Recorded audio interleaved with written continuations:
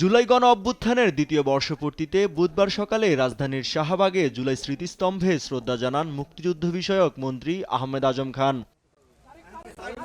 এ সময় কিছুক্ষণ নীরবে দাঁড়িয়ে থাকেন তিনি।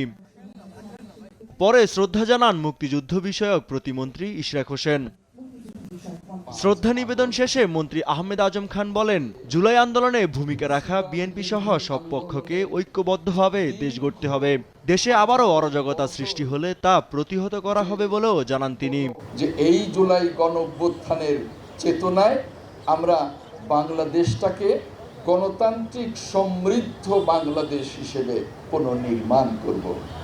এই জুলাই গণ অভ্যুত্থানের চেতনায় আমরা জুলাই সনদকে বাস্তবায়ন করব। প্রতিমন্ত্রী ইশরাক হোসেন বলেন, বিভিন্ন ক্যাম্পাসে অস্থিরতার যে চেষ্টা করা হচ্ছে তাতে ফ্যাসিবাদের সংশ্লিষ্টতা থাকতে পারে। গণতান্ত্রিক সরকারকে অস্থিতিশীল করার মাধ্যমে দেশকে আবারও হুমকির মুখে ঠেলে দেওয়ার কোনো প্রচেষ্টা যদি করা হয়, তাহলে আমরা যারা শহীদ রাষ্ট্রপতি জিয়াউর রহমানের আদর্শের বাংলাদেশ জাতীয়তাবাদী রাজনীতি করি, আমরা রাজপথে রয়েছি, রাজপথে থাকব। জনগণকে সাথে নিয়েই আমরা সকল ধরনের ষড়যন্ত্র মোকাবেলা করব। পরে বিভিন্ন মন্ত্রণালয়ের পক্ষ থেকে জুলাই স্মৃতিস্তম্ভে ফুল দিয়ে গণ অভ্যুত্থানে শহীদদের প্রতি শ্রদ্ধা নিবেদন করা হয়।